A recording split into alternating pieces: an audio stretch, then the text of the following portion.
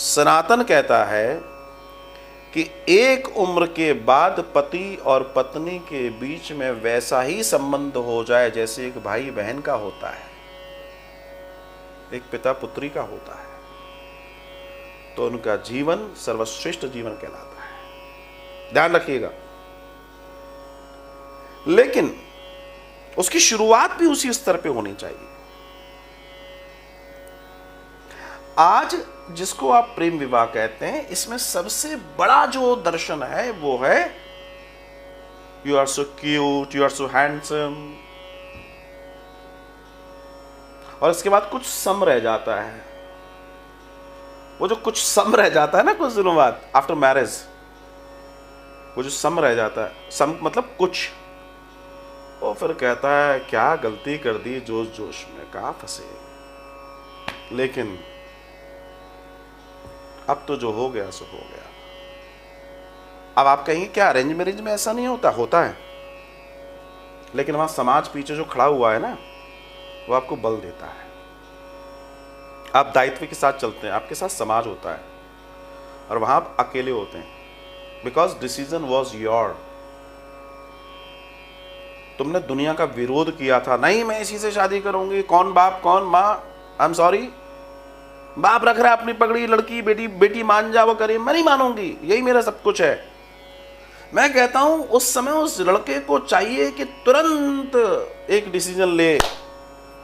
अगर उसको अपनी जिंदगी बहुत शानदार बनानी है और थोड़ी बहुत अकल आ जाए, तो ये देख कि जिस बच्ची को, जिस लड़की को इन माता पिता ने पाल पोस के इतना दिव्य बना दिया कि आज तुझे ये हूर नजर आ रही है, लंगूर है, जिसके आगे तू अपने माँ बाप की नहीं सुन रहा, ये अपने माँ बाप की नहीं सुन रही, तो लड़का लड़की ये तो सोच लें कि इनको पाला गया, जिन्होंने पाला, जब ये लड़की ये लड़का उनकी नहीं सुन रहा, तो तुम्हारी क्या सुनेगा? तुम्हारी क्या सुनेगा? विचार करके देखो। और विवाह सिर्फ किसी कन्या, किसी मतलब किसी लड़का लड़की का विवाह नहीं है, क्षमा कीजिएगा। विवाह की जो हमारे यहाँ सनातनी परंपरा है, विवाह का मतलब दो परिवारों का समायोजन, दो कुटुंबों का मिलना, दो परिवारों का मिलना। ये सिर्फ लड़का लड़की का विवाह नहीं है, दो परिवारों का विवाह है, दो कुटुंब का विवाह है। छोटा नहीं है साहब ये। और जब तुम इसको निक्लेयर कर लोगे, लड़का लड़की राजी तो क्या करेगा काजी, तो भैया कोई बात नहीं, कुछ नहीं करेगा कोई, तुम ही कर लो सब कुछ। और फिर आजकल तो बड़ी समस्या है, आजकल तो नई कहानी हो गई जो अभी एक आध दिन में और भी घटी है। घर का नाम रामायण, भैया दोनों भाई लवकुश, पिताजी शत्रुघ्न, चाचा ताऊ राम लक्ष्मण भरत हैं। आगे तो मुझे कुछ कहने की जरूरत नहीं है। क्यों? मेरा अब्दुल ऐसा नहीं है। बाद में ये तक बताने का मौका नहीं मिलता कि मेरा अब्दुल कैसा निकला। बोलो राधे राधे। तो आज नींद अच्छी आएगी। आप सबसे भेंट करके बहुत अच्छा लगा। मेरे भाई बहन, संस्कृति बचेगी तो आप बचेंगे।